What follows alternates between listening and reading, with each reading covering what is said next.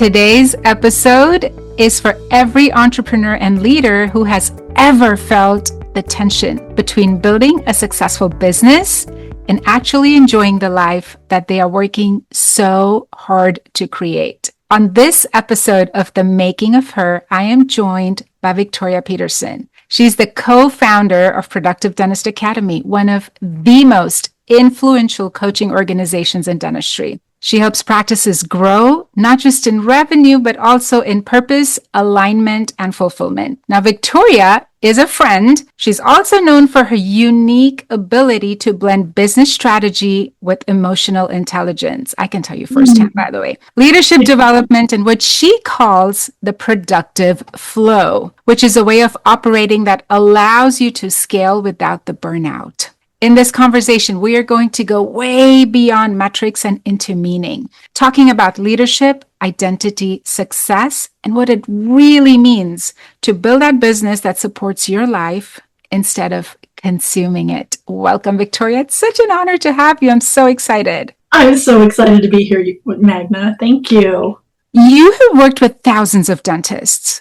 What do you see is the biggest mistake that leaders make when they're trying to grow their practice or their business? Yeah. I think the biggest gap I see is that they've bought into the repeated myth that they're not good leaders. I see it every day that I go, well, I'm not a very good leader and it's all my fault and this and that. And I'm like, no, raise your chin. If you compared yourself to restaurant owners, for example, they go out of business every 3.5 years.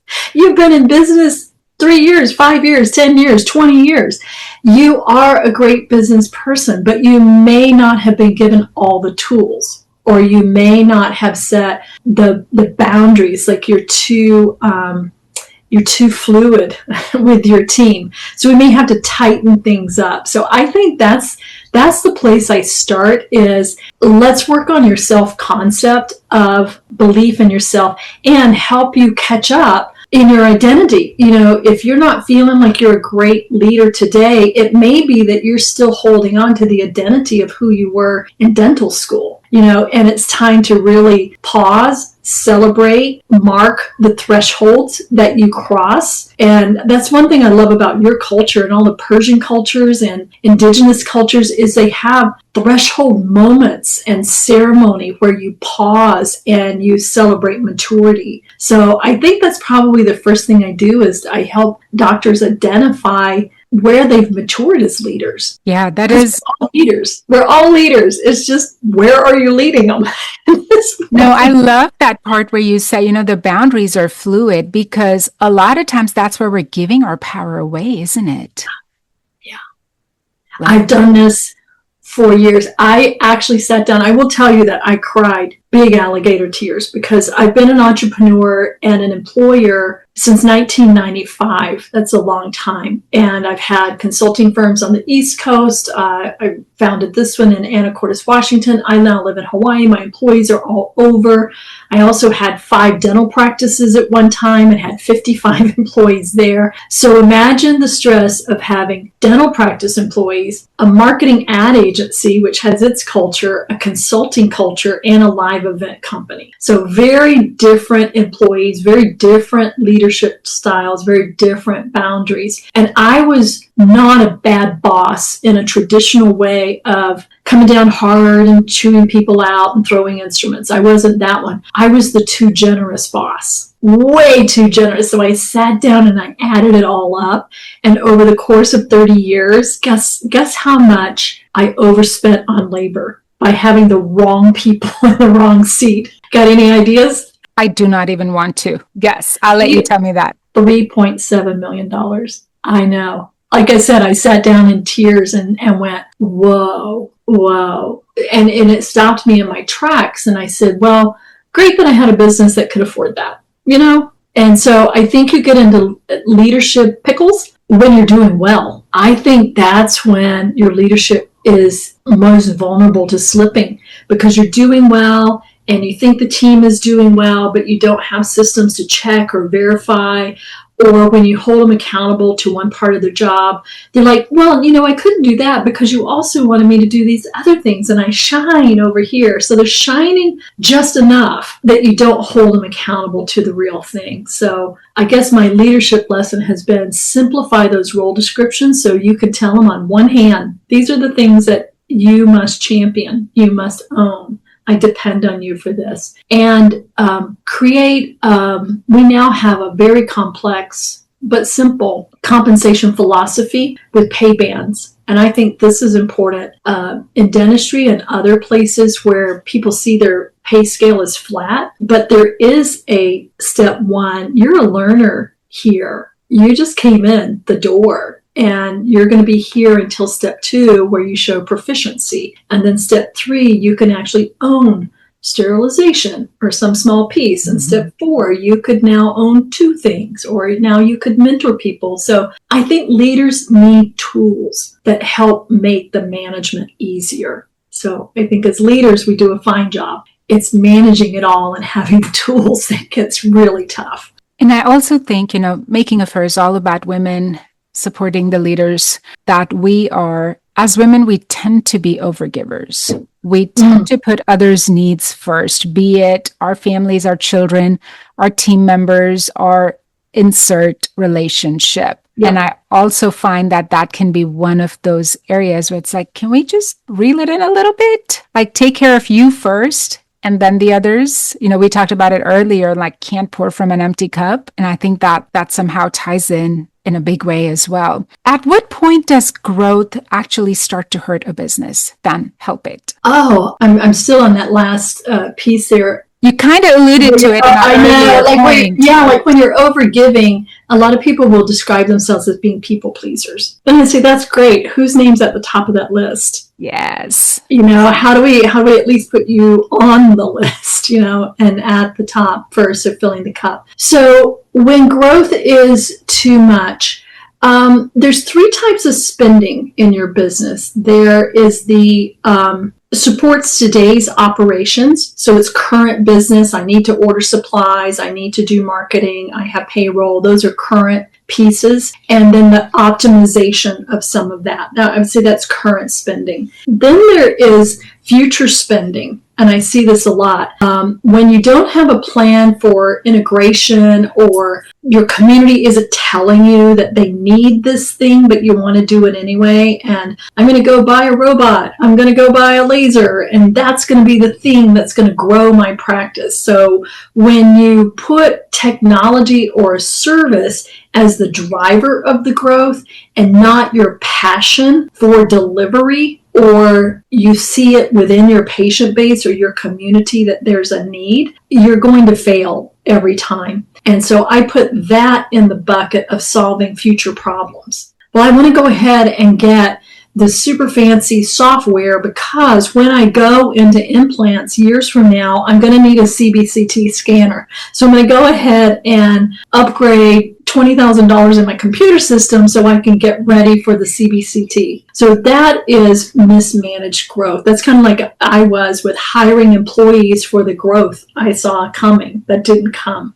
Right? And then the third is prestige spending. So we always think about growth as the top line revenue, but really that revenue pays for all of your decisions along the way. And then there's profit, and profit is what funds your life. So if along the way you're keeping up with the Joneses, like, oh, well, I went to this conference and they were all wearing swanky scrubs. So now we all have to have swanky scrubs. And, it's time for me to, lease the whatever car, at $1,200 a month, because I need to look wealthy. So you and I have both spent decades, years, lifetimes doing the inner work so that we know we can have that feeling of prestige, that feeling of power, that feeling of satisfaction without actually having to invest in the physical nature of it. And so when you're trying to grow for the wrong reasons, you'll get derailed. If you're growing to impress others, or you're pre-spending today for something that might happen in the future.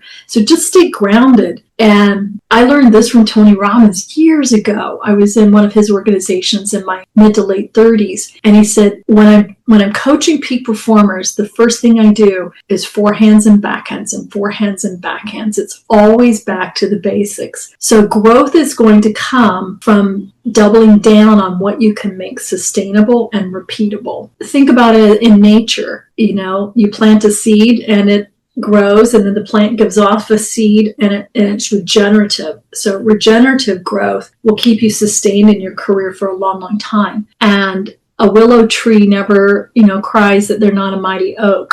You just identify your strengths and grow with that, because that is more than enough. Everybody has unique medicine to give this world. So grow where you're planted and make it sustainable and durable. Then think about the next stage. So for a woman, not necessarily a dentist, somebody that's listening in to our conversation, I can almost see them nodding their head to what you're saying.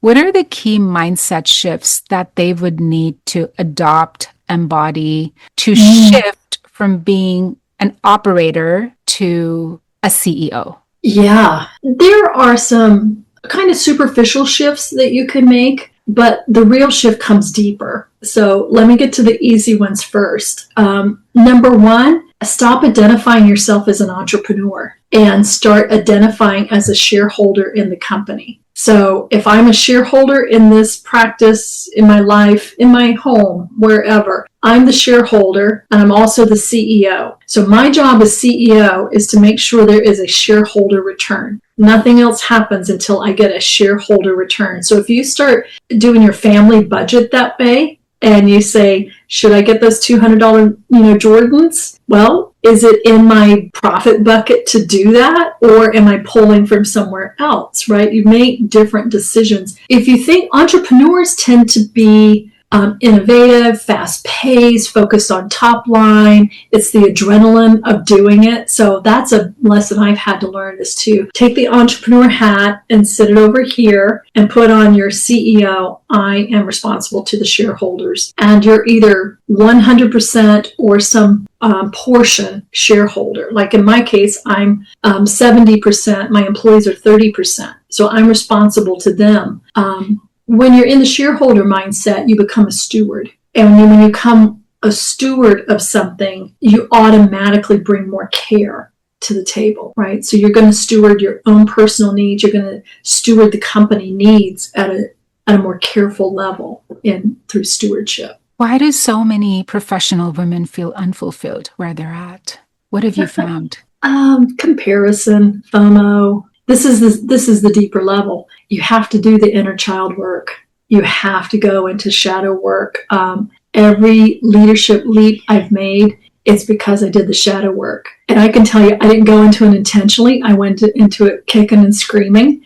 I ended up in a group and I thought, well, that'd be cool. I'll hang out, and then all of a sudden you're doing the ugly cry. And you're like, but I was only 5 years old, and you just don't know. So culturally, we all live within the program. There's societal rules. There's the capitalist. We're a capitalistic society, so you have to learn how to play that game. But along the way, you've absorbed other people's opinions about life, about money, about yourself, about your place in this world. And so that's what I mean by doing the shadow work and the deeper work. It's like literally, how do I peel these labels off of me that were never mine to begin with, or I've simply matured out of? And again, going back to leadership, the culture of your business grows to the maturity of the leader. This is so true. You were talking about the labels, especially for women. There's so much, dare I use the word conditioning, that happens as children, right? Oh, yeah. Girls are meant to be seen and not heard. Don't overshadow your whoever that may be. Don't speak up. Don't ask for too much. There's so many more, right? I think a lot of that, I loved when you said those labels have to come up, the shedding of what somebody else or culture, society, whatever that may be, has imprinted upon us. So yes, I agree with the whole inner child work, the healing, the shadow work is so, so important. Yeah. I was told that I was my brother's keeper because it was the 70s and he was kind of wild and he didn't have a purpose and I was a straight A and, steady Eddie. He was also my biggest abuser. And so if I didn't do his homework, like I did my homework and his homework, or I would get beat up, right? And so starting at age 14, something like that, I was doing double duty. So that's just one example of how that got conditioned. So I had to be the straight A student, and then I had to do his homework sloppy so he could be a, passable C student, and then, all of that. And I lost my voice. I'm just waking up to this, that I carried that into my professional career. I have ghostwritten for so many people. I outline and do, and I teach and I mentor, and I absorb others' voices and then put it into the marketplace. And as you know, we've had a really big shift at Productive Dentist Academy. And Bruce and I were so intertwined, and the writing and the voice and things like that these last 3 months has been a personal journey for me to say, what was his voice? Now, what is my voice? And where did they meet? Where do I have something different to say? What carries forward through that? So I don't think that piece, as a woman especially, ever stops. We're enormously curious about what makes us tick in a way that most men are not. So if we're going to ponder it, find a positive way to ponder it that lifts you up and gets it into the right frame. There's nothing wrong with you. There's nothing that you can't overcome. Even deep, deep wounds, and living here in Hawaii, I think one of the biggest gifts has been the gift of Ho'oponopono, which is, a prayer of forgiveness. It's actually a social structure to say, I'm sorry, please forgive me, thank you, I love you. And applying that to yourself of where you've fallen short. I've been doing a lot of that lately. How can someone tell if the business that they've built now no longer aligns with the woman they're becoming? Well, first of all, you don't want to go to work. Just a little bit. You're like, it might start small. Like, I wonder when is vacation coming up? Like you're looking forward to vacation 12 weeks in advance, things like that. But also, I think you'll feel it in your body maybe before you'll recognize it in your mind. So start paying attention to how you feel stress in your body. Is it a tightening of the chest? Is it a fluttering in the heart? Is it the stomach?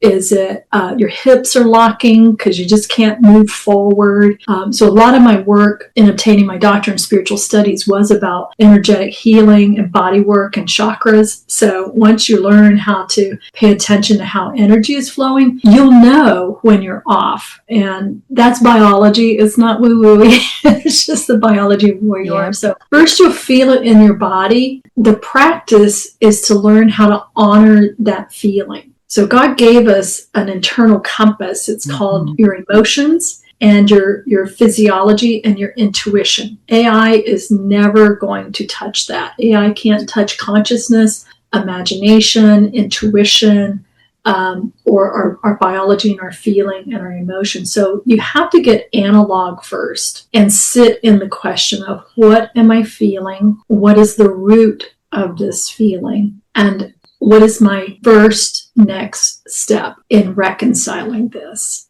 And so for me, that's all it's been, is just getting connected, as you said, to the grounded and connected to ourselves, filling our leadership cup, and then just taking the next right step. That's all you can do. I think the biggest mistake a lot of women make is we're waiting to see what the end of the road is going to look like. Oh, yeah. And sometimes it's just take the next step. The road's going to open up. I promise. Yeah. Oh, one of my mentors, Dr. Linda Howe, put it this way. She said, destiny, it comes from the same root word as destination. So if you think you are destined to be a world-class surfer and you live in Kansas, well, guess what? You're not likely to become a world-class surfer. So your destiny and how it all ends is made up of all these choices and steps along the way. And so if you don't like the path, then just choose. And if you don't like that choice, choose again. And if you don't like that one, choose again and get it out of your head, for God's sake. Oh, women can't make up their minds. Of course we can. And we can make it up many, many times. I followed my intuition in Atlanta.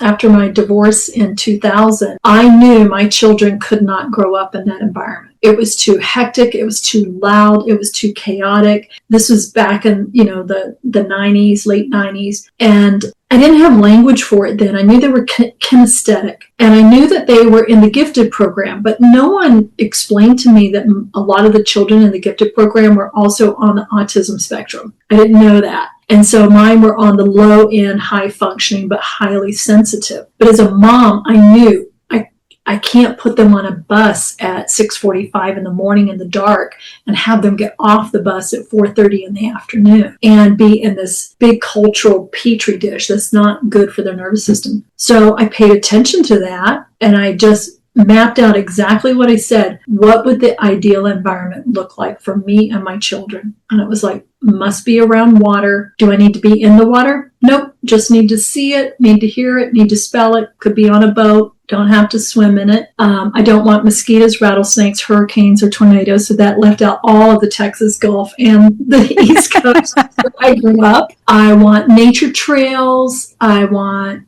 places that they can ride their bikes. I want a small town that they could ride their bicycles and I could say, hey, now be home by dinner. And they would. They could skateboard and I felt safe. And I just pictured that and wrote it out. And then I started looking for it. And that's when the universe steps up to say, hey, we've got you. And through weird circumstance and Match.com, I met a person who lived in the very place that I wanted to live. We didn't end up dating or getting married, but I visited and my heart went still. So again, you're paying attention to your body. And my kids at the time were 10 and 12. They did not like that we packed 2 suitcases and a pillow and got on a plane. But then today, in their 30s, they're like, thank you for doing that. Thank you for doing that for us. That was exactly what we needed. So it takes a lot of courage. We're talking very flat today. It takes a lot of courage and a lot of tears and a lot of bravery to really listen to yourself and make decisions that are right for you and your family. It takes a lot of courage to do that. And I think the most important part that you said was you had your laundry list. What did you actually want? And that's when the universe says, okay, here it is. And more. Yeah, exactly. But if you cannot be clear, and this is where the going inwards and actually taking time for yourself, what is it that I truly, truly want? Is so, so important. Love that for you. And I think it's okay to start with what I don't want. Absolutely. That's so much easier. Absolutely. That's how I start. Like what right. You said, I don't want rattlesnakes or hurricanes. Hey. Yeah. Get a good rant going on. And then you go, well, if I don't want that, now what do I want? So sometimes you got to go on a good purge. For the woman who's listening to us today and who feels like she's stuck between ambition and alignment, what do you want her to hear? The first thing that comes up is, who are you to do that? Who are you to be so ambitious? But it really does come, who are you not to be? Because if you have that seed of ambition inside every dream, is the solution, is the power, is the calling. And I've watched you do this over and over, Magna. And you would go, I want to do this thing, but who am I to do this thing? And then you're like, I found my purpose in that thing. And then you became unstoppable. So that's how you reconcile it, is you find, I call it, it'll come, there's a phrase, it won't come right back to me, but it's when you must do something even when it's not logical. Right? That's my definition of ambition. It's not about, I'm going to be a $10 million queen of the, MLM, whatever. I mean, maybe that's your ambition. Maybe it is to have the pink Cadillac. That's all good stuff. But in that, find what your passion is that's in it. Get down to the seed of it, because that'll be your fuel that carries you through. And demand alignment. There's no difference between ambition and alignment if you're aligning to who you are. Because then it's all one. And then you demand that everybody around you aligns to that. And you don't have to be mean about that. You don't even have to speak it out loud. Your magnetic field will attract or repel those who are supposed to be with you, whether you say it or not. And I watched that in my own company when I was learning energy medicines. I would, like want to practice on my employees. I'm like, hey, can I do Reiki on you? You want to read your Akashic record? This will be so cool. Let's do yoga. And they were all like, please don't make us breathe or lay on the floor. So now today, I haven't talked about that stuff in years, 5 years maybe. And my team will come to me and they go, hey, I was going to take this class on Reiki. What do you think about that? I was like, oh, I think that's wonderful for you. Tell me how it goes. And hey, I know you're into that manifesting stuff. I saw this really great song. So it'll start reflecting back to you when your people start showing up around you. So again, it's your core principle, and I support you 100%, Magnet, is get really clear on who you are, lead yourself, and then that second person comes and they see you, and you've got the vision and they know how to implement. So you have this dyad. And then a third person comes along and witnesses it and says, oh, I see what you're doing. I think I could make that even better. And I want to be a part of that. And then the fourth, and then the fifth. Somewhere around 8 or 9 people, it starts to fizzle. And I think that's when we get discouraged, because you have to light campfires, to grow beyond about a circle of 8. You have to light the campfire for somebody else who then builds their circle. Mm-hmm. And that's been my observation of how that works. Yeah, I could talk to you about this all weekend long. Where do we meet? Right? You mentioned, I think it was before we hit record, that Productive Dentist Academy, PDA, is now, y'all have restarted live events for dentists. Tell me more, and also tell us where we can find all that information and how our listeners can connect with you for all of that. Absolutely. Well, as we mentioned before, and some people know and some people don't, that we were co-founded, Dr. Bruce Baird and I co-founded the Academy 21 years ago. And we teach building investment grade practices, investment grade businesses. And so we know, start with the end in mind, have your succession plans and all of that in place. And last summer, we had activated on Bruce's succession plan, and the company bought back his shares. We did all of those things, preparing him for total freedom.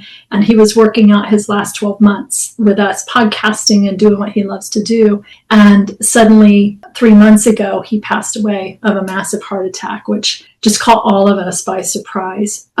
We had already been on track because our conferences were so heavily centered around his personality and his content, had already begun redesigning. And so in February, we sat down and said, okay, we have to execute and ask ourselves, what's the number one challenge we can help dentists with that impacts patient care? And so we brought together a program called Unrestricted, the end of PPO dependency. And so we are not anti-PPO. What I am seeing, though, is, there's always been a write-off of 20%, 25, 30. I am now seeing write-offs of 50, 58, 60%. Part of that is billing and coding errors. Part of that is just outright rejection, and we're too tired to fight it. Most of it is not contractual. Contractual, it's still like 30%. But with a high team turnover, especially in administrators, because they can get virtual jobs, our billing is not as consistent. So to become unrestricted, what that really means is, how do we get you back to being that comprehensive clinician who is a patient advocate that says, let me tell you everything I see. And then we'll develop a treatment plan. Then we'll use your insurance to offset part of that. But let's not let insurance limit or dictate how healthy you can be. And so we go through the clinical conversations, we go through the team conversations, we go through how to analyze your participation and what you can do about it today. So this is for owners and a high-level office manager. This isn't a whole team event. This is more of a business course on how do you design your revenue mix so it works for you as an owner and it serves comprehensive care for your patients. So you could go to productivedentist.com. That's the easiest place, or investmentgradepractice.com. You will find registration information for Unrestricted, and we're hosting that in Denver, Colorado, Awesome. Perfect. So for those listening in, we will have all of this linked in our show notes. So make sure you go in and grab that information if this is something that, well, not if, you know, this is something that's going to benefit your practice. Victoria, where can our listeners connect with you? I am on Facebook. I'm not on Instagram like you are, but just find Victoria Peterson. You might find me Victoria Peterson SSD, which is the Doctorate in Spirituality on Facebook. I'm always hanging out there. LinkedIn is another great place to find me, and productivedentist.com. You can email info@productivedentist, and my team will track me down. Well, thank you so much for coming on and chatting with us today. We went all kinds of directions, which is the best kind of conversation to have. And it has been a true honor catching up with you. Thank you. It's been a great cup of tea. Thank you.